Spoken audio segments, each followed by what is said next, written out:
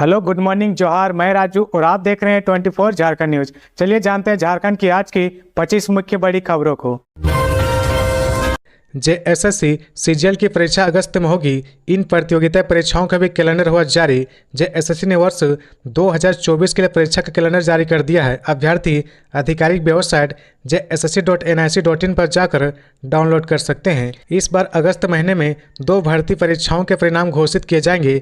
जारी नोटिफिकेशन के मुताबिक अगस्त के दूसरे सप्ताह में झारखंड नगर पालिका सेवा संवर्ग संयुक्त प्रतियोगिता परीक्षा 2023 और झारखंड औद्योगिक प्रशिक्षण सेवा के विभिन्न व्यवसायों में प्रशिक्षण अधिकारी प्रतियोगिता परीक्षा 2023 के नतीजों का ऐलान किया जाएगा। वहीं सितंबर के पहले सप्ताह में झारखंड विद्यालय प्रशिक्षित सहायक आचार्य संयुक्त प्रतियोगिता परीक्षा 2023 निर्धारित है। ध्यान रहे कि यह परीक्षा व रिजल्ट की तारीख संभावित है। आयोग की ओर से इसमें बदलाव किया जा सकता है। 3 महीने में 40,000 सरकारी नौकरी। झारखंडी युवाओं के लिए सीएम चंपाई का बड़ा ऐलान। मुख्यमंत्री चंपाई सोरेन ने कहा कि राज्य में अगले 3 महीने में 40,000 युवाओं के हाथ में सरकारी नौकरी होगी। इसके लिए संबंधित आयोग को नियुक्ति प्रक्रिया पूरी करने का निर्देश दे दिया गया है। निजी क्षेत्र की कंपनियों में स्थानीय युवाओं को नौकरी दिलाने के लिए अभियान चलाया जाएगा। उन्होंने कहा कि जो युवा स्वरोजगार के इच्छुक है उन्हें मुख्यमंत्री रोजगार सृजन योजना के तहत आर्थिक मदद दी जा रही। गौरतलब है कि इससे पहले विभागों की समीक्षा बैठक में मुख्यमंत्री ने कहा था कि 35,000 सरकारी पदों पर भर्ती की प्रक्रिया चल रही है। उन्होंने मुख्यमंत्री रोजगार सृजन योजना में कम आवेदन पर भी चिंता जाहिर की थी। गौरतलब है कि झारखंड राज्य कर्मचारी चयन आयोग ने बुधवार 26 जून को जेएसएससी सीजीएल भर्ती परीक्षा सहित अन्य प्रतियोगिता परीक्षाओं का कैलेंडर जारी कर दिया है।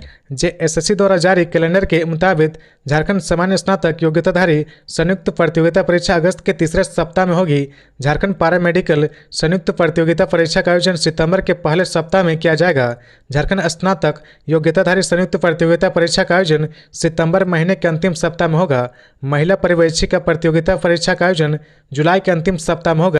इसके अलावा झारखंड प्रारंभिक विद्यालय प्रशिक्षित सहायक आचार्य संयुक्त प्रतियोगिता परीक्षा प्रक्रियाधीन है। मुख्यमंत्री चंपाई सोरेन ने कहा कि हमारी सरकार युवाओं को रोजगार से जोड़ने का काम कर रही है।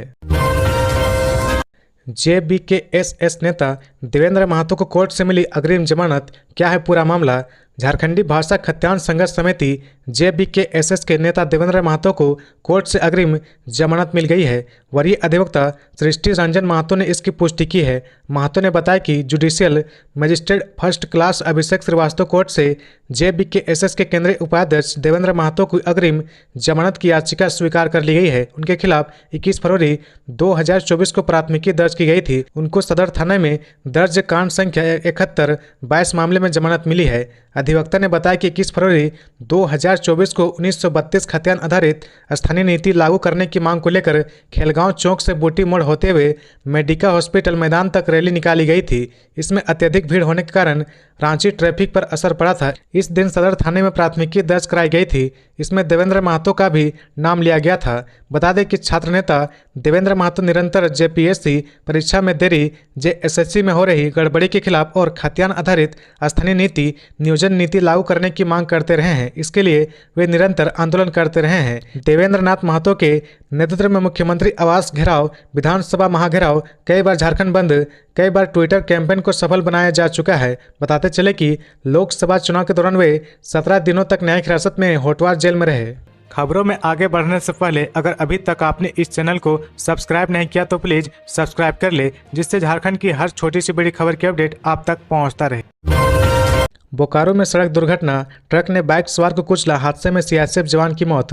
बोकारो शहर के सेक्टर 4 थाना क्षेत्र के गांधी चौक के समीप ड्यूटी पर जा रहे सीआरपीएफ जवान को एक ट्रक ने रौंद दिया। हादसे में सीआरपीएफ जवान की मौके पर ही मौत हो गई। घटना बुधवार सुबह उस वक्त हुई जब सीआरपीएफ जवान उमेश दास सेक्टर 11 स्थित अपने आवास से बोकारो स्टील प्लांट ड्यूटी के लिए जा रहा था। इसी क्रम में पीछे से आ रहे ट्रक ने बाइक को अपनी चपेट में लिया, जिसमें सीआरपीएफ जवान की मौके पर ही मौत हो गई। प्रत्यक्षदर्शियों के अनुसार ट्रक ड्राइवर ने सीआरपीएफ जवान नौजवान की बाइक को टक्कर मारते हुए कुछ दूर तक घसीटता हुआ ले गया। इस कारण बाइक ट्रक के अगले पहिए में फंस गई और सीआरपीएफ जवान ने दम तोड़ दिया। घटना के बाद मौके पर लोगों की भीड़ जुट गई। जानकारी मिलते हैं सीआरपीएफ के पदाधिकारी और पुलिस पदाधिकारी मौके पर पहुंचे और शव को कब्जे में लेकर बोकारो जनरल अस्पताल ले गए। बताया जा रहा है कि ट्रक में सीमेंट लोड था और चालक काफी तेज गति से ट्रक चला रहा था। इसी क्रम में ट्रक ने बाइक सवार सीआरपीएफ जवान को पीछे से टक्कर मार दी। वहीं हादसे के बाद ट्रक चालक गाड़ी छोड़कर भाग गया। धनबाद में सीएम चंपई सोरेन ने करोड़ों की योजनाओं का किया शिलान्यास और उद्घाटन। भाजपा पर जमकर साधा निशाना। धनबाद शहर के मेमको मोड़ स्थित मेगा स्पोर्ट्स कॉम्प्लेक्स में करीब 400 करोड़ की योजनाओं का शिलान्यास और उद्घाटन के साथ परिसंपत्तियां वितरण कार्यक्रम का आयोजन किया गया, जिसमें मुख्यमंत्री चंपई सोरेन, कृषि मंत्री बादल पत्रलेख और श्रम नियोजन मंत्री सत्यनारायण भोक्ता शामिल हुए। इस दौरान कार्यक्रम को संबोधित करते हुए सीएम चंपई ने भाजपा पर जमकर जुबानी हमला बोला। सीएम ने राज्य में डबल इंजन की सरकार के दौरान झारखंड को सिर्फ और सिर्फ लूटने का आरोप बीजेपी पर लगाया है। इस दौरान सीएम चंपई ने करीब 4.5 साल से चल रही महागठबंधन की सरकार को झारखंड की जनता का हितैषी बताया। 4.5 साल में 2 साल कोरोना में और शेष 2 साल की उपलब्धियां सीएम ने गिनाई। मंच से अपने संबोधन में सीएम चंपई ने कहा कि राज्य में जब भारतीय जनता पार्टी की डबल इंजन की सरकार थी, उस वक्त उन्होंने प्राइमरी स्कूलों को बंद कराने का काम किया था ताकि यहाँ के मूलवासी, आदिवासी और गरीब पढ़ाई लिखाई ना कर सके। लेकिन हमारी महागठबंधन की सरकार हर प्रखंड में 325 मॉडल स्कूल खोलने का काम करेगी, जहां दूर दराज गांव के रहने वाले बच्चे मुफ्त शिक्षा हासिल कर सकेंगे। सीएम ने कहा कि हमारी सरकार शिक्षा के क्षेत्र में बेहतर कार्य करना चाहती है। उन्होंने कहा कि भारतीय जनता पार्टी की तरह हमारी सरकार नहीं है। बीजेपी ने गांव के गरीबों को शिक्षा से दूर करने का काम किया है, लेकिन हम शिक्षा के क्षेत्र में बच्चों को आगे बढ़ाने का प्रयास कर रहे हैं। गुरुजी क्रेडिट कार्ड के जरिए छात्र छात्राओं को 3 गुना ज्यादा छात्रवृत्ति मिल रही है। जो छात्र छात्राएं डॉक्टर और इंजीनियर बनना चाहते हैं, सरकार उनकी मदद करेगी। विदेश जाकर भी छात्र छात्राएं पढ़ाई कर आगे बढ़ना चाहेंगे तो सरकार उन्हें मदद करेगी। सीएम ने कहा कि बीजेपी सरकार में विधवा पेंशन योजना का लाभ लेने के लिए महिलाओं को काफी कठिनाइयों का सामना करना पड़ता था। 40 से 45 उम्र तक विधवा महिलाओं को इंतजार करना पड़ता था, लेकिन हमने 18 साल से अधिक उम्र की विधवा महिलाओं को पेंशन देने का काम किया है। उन्होंने कहा कि जनता के हित के लिए सरकार कई योजनाएं बना रही है और उन्हें धरातल पर उतारने की कवायद चल रही है। राज्यपाल से पत्रकारों के लिए रेलवे स्टेशन और एयरपोर्ट में निःशुल्क पार्किंग की मांग। बुधवार को रांची प्रेस क्लब के एक प्रतिनिधिमंडल ने अध्यक्ष सुरेंद्र सोरेन के नेतृत्व में राज्यपाल सीपी राधाकृष्णन से मुलाकात की। इस औपचारिक मुलाकात के दौरान क्लब प्रतिनिधिमंडल ने ज्ञापन देकर पत्रकार हित में कुछ मांगे रखी है, साथ ही वर्तमान परिस्थितियों से राज्यपाल को अवगत कराया। क्लब ने राज्यपाल को बताया कि झारखंड मंत्रालय में पत्रकारों के प्रवेश को लेकर कई बड़ी शर्तें रख दी गई है। इससे पत्रकारों को काफी दिक्कतों का सामना करना पड़ रहा है। कहा कि राज्य में कुछ ही चुनिंदा पत्रकारों को राज्य सरकार द्वारा मान्यता दी गई है। ऐसे में कई मीडिया संस्थानों के संवाददाता को प्रवेश नहीं मिल रहा। कोरोना काल से पूर्व की भांति रेलवे में पत्रकारों को मिलने वाली छूट को पुनर्बहाल करने व अन्य राज्यों के अनुरूप झारखंड के पत्रकारों के लिए सुविधा व सम्मान की मांग की गई है। प्रतिनिधिमंडल ने रेलवे स्टेशन और एयरपोर्ट के पार्किंग स्थल को पत्रकारों के लिए निःशुल्क करने की मांग की है। इस पर राज्यपाल ने तत्काल अधिकारियों को पत्राचार करने के निर्देश दिए हैं। मुलाकात करने वाले में अध्यक्ष सुरेंद्र सोरेन के साथ क्लब के सचिव रतनलाल, कार्यकारिणी सदस्य विजय मिश्रा और सौरभ शुक्ल शामिल थे। बीजेपी को मात देने के लिए कांग्रेस के एक्शन प्लान पर विधानसभा चुनाव में उतरेगी पार्टी। प्रदेश महिला कांग्रेस कमेटी की बैठक कांग्रेस भवन में हुई। इसमें झारखंड विधानसभा चुनाव की तैयारियों के साथ ही बीते 24 जून को नई दिल्ली में राष्ट्रीय अध्यक्ष मल्लिकार्जुन खड़गे, पार्टी के वरिष्ठ नेता राहुल गांधी और केसी वेणुगोपाल के साथ प्रदेश के नेताओं की हुई उच्च स्तरीय बैठक में दिए गए निर्देशों पर चर्चा की गई।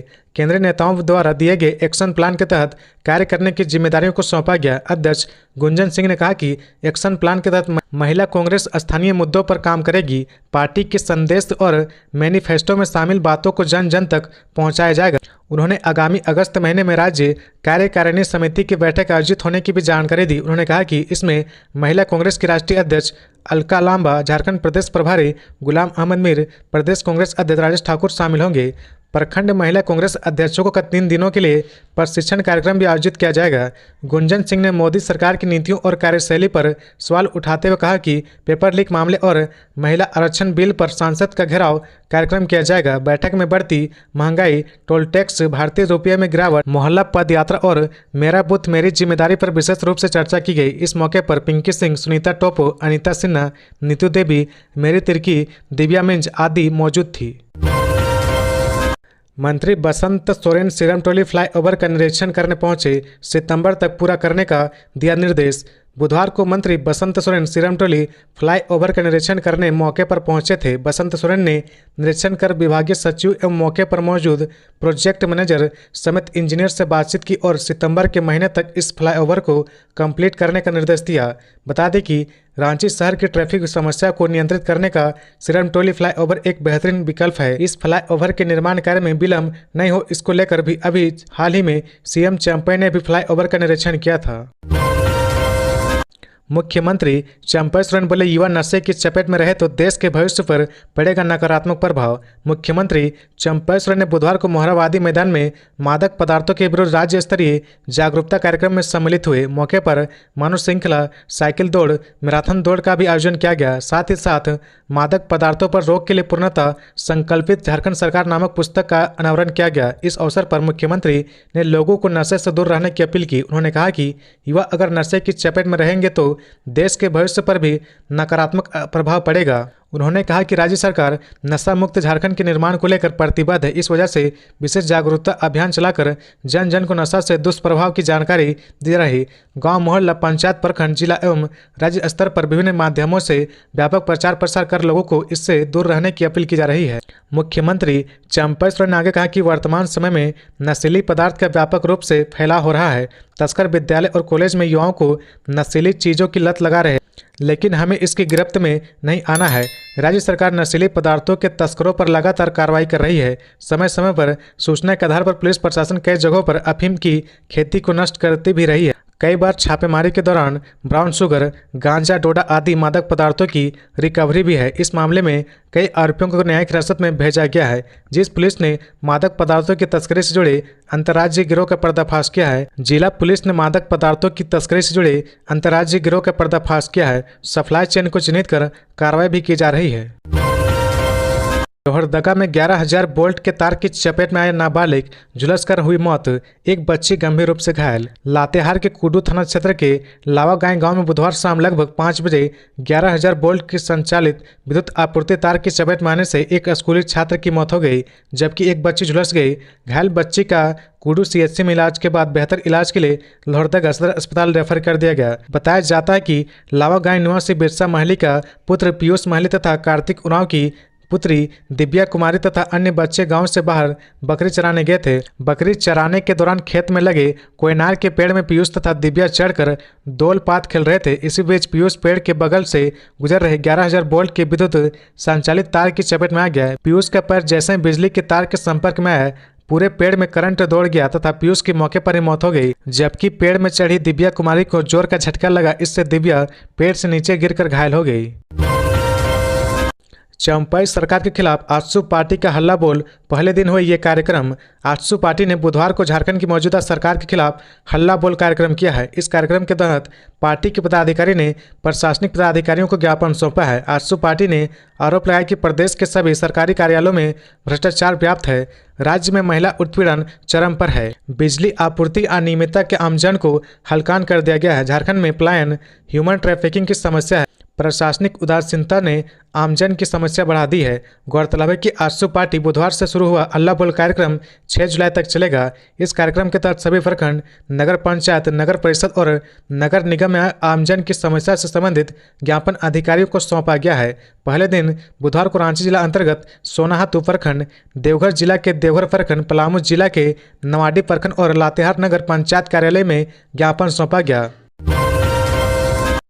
नीट पेपर लीक मामला, हजारीबाग में ओएसएस स्कूल के principal doctor Ehsan ul Haq CBI की हिरासत में।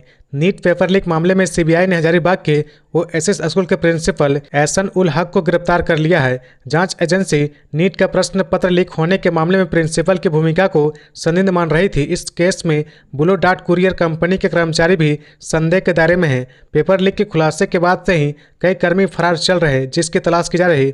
गौरतलब है कि डॉक्टर एहसन उल हक ने पेपर लीक में स्कूल की संलिप्तता से साफ इनकार किया था। रांची के ट्रैफिक व्यवस्था पर हाईकोर्ट की सख्त मौखिक टिप्पणी, क्या अदृश्य हो गए 600 अतिरिक्त होमगार्ड के जवान। राजधानी रांची की लचर ट्रैफिक व्यवस्था से आम हो या खास, सभी लोग परेशान हैं। कोई ऐसा दिन नहीं गुजरता जब किसी रूट पर जाम की समस्या उत्पन्न न होती हो। इस मामले को लेकर दायर जनहित याचिका पर सुनवाई करते हुए हाईकोर्ट ने सख्त मौखिक टिप्पणी की है। जस्टिस रंगन मुखोपाध्याय और जस्टिस दीपक रोशन की अदालत में सुनवाई के दौरान सरकार की ओर से बताया गया कि कई जगहों पर ट्रैफिक व्यवस्था को सुचारू करने के लिए होमगार्ड के अतिरिक्त जवान लगाए गए हैं। इस खंडपीठ ने मौखिक टिप्पणी करते हुए कहा कि सरकार की ओर से दायर शपथ पत्र के जरिए कहा गया था कि 15 जून से रांची में 600 अतिरिक्त होमगार्ड के जवानों को तैनात किया जाएगा। अब कहा जा रहा है कि कुछ जगहों पर होमगार्ड से भी सेवा ली जा रही है। क्या 600 अतिरिक्त जवान अदृश्य हो गए हैं? हाईकोर्ट के अधिवक्ता धीरज कुमार ने बताया कि खंडपीठ ने ट्रैफिक व्यवस्था से जुड़े कई मामले पर नाराजगी जताई है। कोर्ट ने कहा कि 900 परमिट की जगह शहर में 4,500 से ज़्यादा ई रिक्शा चल रहे। राजधानी में जगह जगह जाम की स्थिति रहती है। कई जगहों पर ट्रैफिक लाइट खराब पड़े हैं। कोर्ट ने यह भी कहा कि ट्रैफिक व्यवस्था को सुचारू करने के लिए तैनात जवानों को कड़ी धूप में बचाने के लिए मुकम्मल व्यवस्था तक नहीं है। कोर्ट ने मामले को गंभीर बताते हुए सुनवाई की अगली तारीख गुरुवार को तय की है। कोर्ट ने यह भी कहा कि आदेश जारी होने के 2-3 दिन तक ट्रैफिक कंट्रोल करने के लिए पहल की जाती है, इसको बरकरार नहीं रखा जाता है। कुछ दिन बाद पुरानी स्थिति नजर आने लगती है। कोर्ट ने यहाँ तक कहा कि अब शपथ पत्र से काम नहीं चलेगा।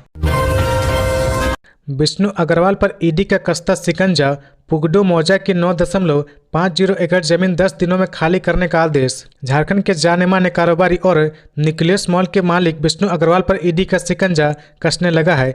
ईडी ने विष्णु अग्रवाल को पुगडू मौजा की 9.50 एकड़ जमीन को 10 दिनों के भीतर खाली करने का आदेश दिया है। 1 सितंबर 2023 को ईडी ने विष्णु अग्रवाल की 161 करोड़ बाजार मूल्य की 3 संपत्तियों को अंतरिम तौर पर जब्त कर लिया था।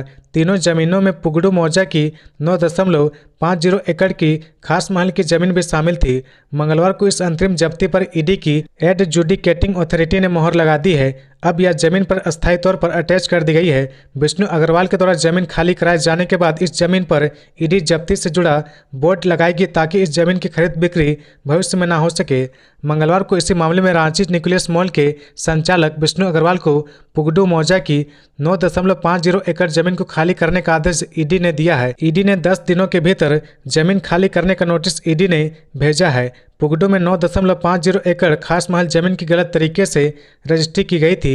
ईडी ने जमीन की रजिस्ट्री में गड़बड़ी और मनी लॉन्ड्रिंग के साक्ष्य पाने के बाद जमीन को जब्त कर लिया था। नामकुम की पूर्व सीईओ शुभ्रा रानी का बयान दर्ज किया गया था। ईडी को दिए बयान में शुभ्रा रानी ने स्वीकार किया कि पुगडू मौजा के 9.50 एकड़ जमीन खास महल की थी, लेकिन इस जमीन की गलत तरीके से रजिस्ट्री कराई गई थी। इस मामले में तत्कालीन डिप्टी रजिस्ट्रार भी भूमिका संदेहास्पद है। रांची के सभी 22 अंचल कार्यालयों एवं सीसीएल में लगे कैंप 29 जून को इस मामले को लेकर लगेगी विशेष लोक अदालत। विशेष लोक अदालत में मामले के निपटारे को लेकर रांची जिले के सभी 22 अंचल कार्यालयों एवं सीसीएल में मंगलवार को कैंप लगाए गए। इस दौरान लोगों को जागरूक भी किया गया। भूमि व राजस्व से संबंधित विशेष लोक अदालत 29 जून को लगाई जाएगी। झारखंड उच्च न्यायालय के न्यायमूर्ति सह झालसा के कार्यपालक अध्यक्ष सुजीत नारायण प्रसाद के दिशा निर्देश एवं न्यायायुक्त सह रांची डालसा के अध्यक्ष के मार्गदर्शन में विशेष लोक अदालत को लेकर रांची जिले के 22 अंचल कार्यालयों में कैंप लगाया गया। सभी कैंप में अंचल के सीईओ, कर्मचारी और पीएलबी उपस्थित थे। सीसीएल में भी मंगलवार को कैंप लगाया गया। इसमें एजीसी 1 राजीव रंजन, अतिरिक्त प्रधान न्यायाधीश राजेश कुमार सिंह, डालसा सचिव कमलेश बेहरा एवं सीसीएल के पदाधिकारी उपस्थित थे। कैंप लगाने का मुख्य उद्देश्य राजस्व, भूमि अधिग्रहण, विस्थापन, मुआवजा व इससे संबंधित अन्य मामले के त्वरित निष्पादन करना है। विशेष लोक अदालत के सफल आयोजन के लिए प्री लोक अदालत की बैठक 28 जून 2024 तक चलेगी। गिरिडीह के पंजाब मोहल्ला से अवैध लॉटरी टिकट के साथ 5 आरोपी गिरफ्तार। एसपी दीपक शर्मा के निर्देश पर गिरिडीह पुलिस ने कार्रवाई करते हुए पंजाबी मोहल्ला से 5 युवक को करीब 14.15 लाख रुपए की कीमत की लॉटरी के साथ गिरफ्तार किया है। इस बाबत एसपी दीपक कुमार शर्मा ने बताया कि मुखबिर की गुप्त सूचना पर यह कार्रवाई की गई और पुलिस को सफलता भी मिली है।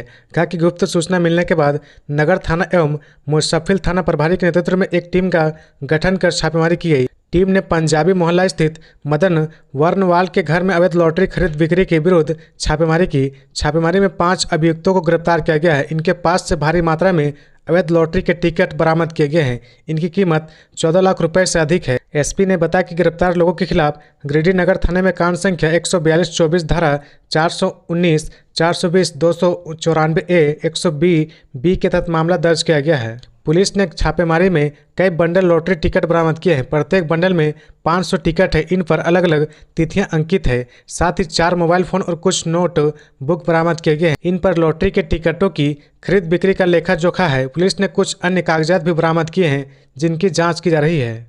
तो ये थी आज की झारखंड की टॉप बड़ी खबरें। इसी तरह झारखंड की हर छोटी सी बड़ी खबर देखने के लिए आप हमारे चैनल 24 झारखंड न्यूज को सब्सक्राइब करके बेल आइकन प्रेस कर ले, जिससे झारखंड की हर छोटी सी बड़ी खबर की अपडेट आप तक पहुंचता रहे। तो आज के लिए बस इतना ही। हमें दीजिए इजाज़त, फिर मिलते हैं नेक्स्ट न्यूज में।